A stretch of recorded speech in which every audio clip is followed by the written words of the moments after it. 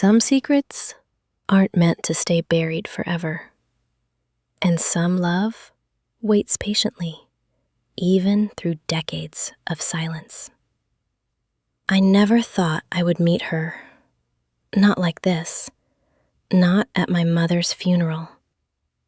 Her name was Sophie, a stranger, yet somehow familiar, a presence I didn't know I was missing until the moment our eyes met. "I'm your sister," she said softly, and in that instant, my world shifted. The past I thought I understood cracked open and spilled secrets I wasn't ready for. Mom had hidden her, kept her away, and yet the love in her letters, the soft whispers of her heart, had waited for us all these years. I stared at Sophie, her eyes wide with hope and fear, and I realized the daughter my mother never claimed was standing right in front of me. And I knew our lives were about to change in ways I could never have imagined. Because sometimes the sweetest stories are the ones we never knew existed. And this story is ours to discover. It was a crisp autumn morning, the kind where the sunlight looks golden but fragile. I walked into the church, my hands trembling slightly, clutching the program for my mother's funeral. The room smelled of lilies and old wood. Quiet conversations buzzed like a distant memory. I thought I knew my family, every laugh, every quarrel, every secret we had buried. And then I saw her, a young woman standing by the back row, her eyes wide, uncertain, yet familiar in some impossible way. "Clara?" she asked softly. The world tilted.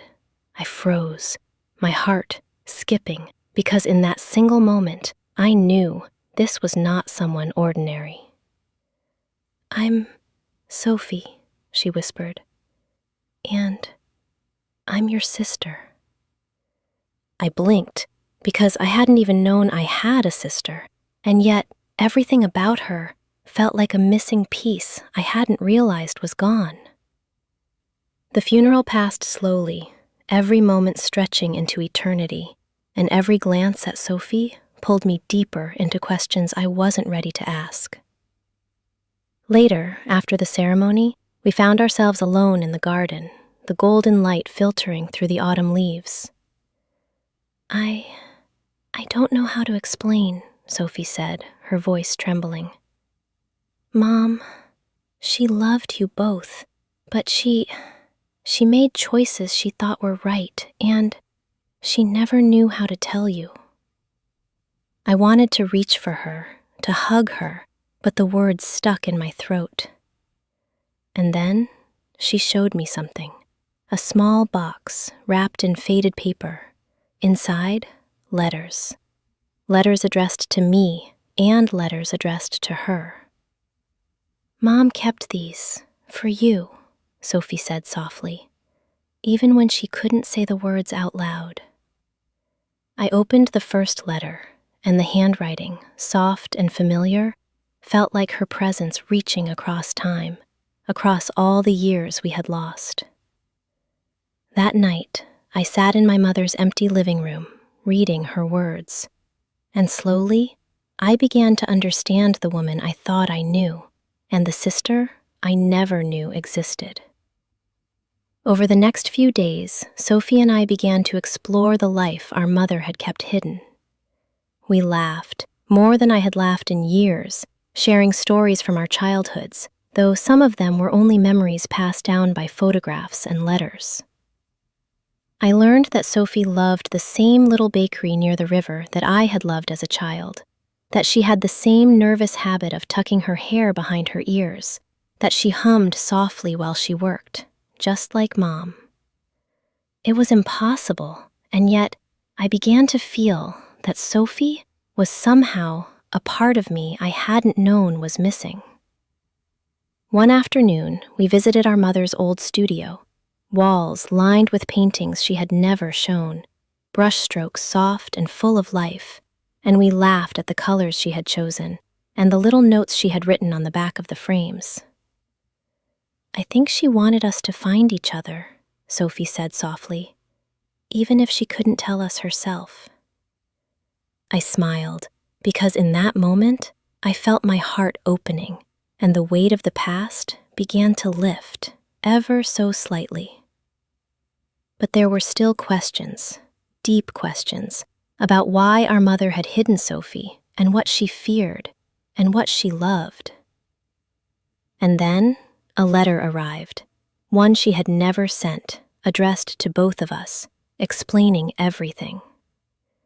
The tears fell freely as I read her words, her love, her regrets, her hopes for us to forgive and to love each other, even if she could no longer be with us. Sophie and I spent the following months slowly weaving our lives together, discovering shared memories and creating new ones. We visited the river where we had played as children, though I had never played there with her, yet somehow it felt like we had, as if the river had been waiting for us to come back. We baked together, our hands brushing over flour-covered counters, laughing at our clumsy attempts at recreating Mom's recipes, and remembering the little things, the softest memories that back her who she was. One evening, sitting under the stars, Sophie whispered, "I never imagined I would have a sister like you, someone to share all the things I never knew I was missing." I held her hand and smiled. I never imagined this either, but I think Mom wanted this for us all along. Over time, our family grew to include Sophie, and the bonds we formed taught me something important. That love, even when hidden, even when lost, even when delayed, can still bloom. And forgiveness, even when whispered too late, can still heal. The daughter she never claimed was finally claimed by a sister who loved her, by memories we shared, and by the heart of the mother who had loved us both all along. And in the end, we learned that family is not just blood. It is love, understanding, and the courage to embrace the ones we never thought we would. As I watched Sophie walk away that evening, hand in hand with memories we had just begun to share, I realized something profound. Life is fragile.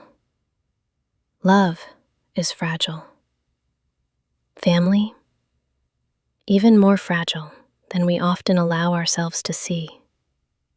We spend so much time holding on to anger or guilt or fear of what might be revealed that we forget what truly matters. Our mother had made mistakes, kept secrets, and yet her love never disappeared. Sometimes the greatest gift we can give is not perfection, but understanding. The daughter she never claimed taught me more about patience, compassion, and the sweetness of family than I ever could have learned in any other way. And forgiveness, even when it comes late, can heal wounds we thought would never close. So if there's someone in your life you've been holding back from forgiving, or someone you've lost, don't wait. Reach out. Speak the words. Let love find its way. Because the moments we have are fleeting, and the connections we make are everything. Thank you for taking this journey with me. If this story touched your heart, please like this video, share it with someone who needs to hear it, and subscribe for more stories that remind us love, family, and forgiveness are worth holding on to.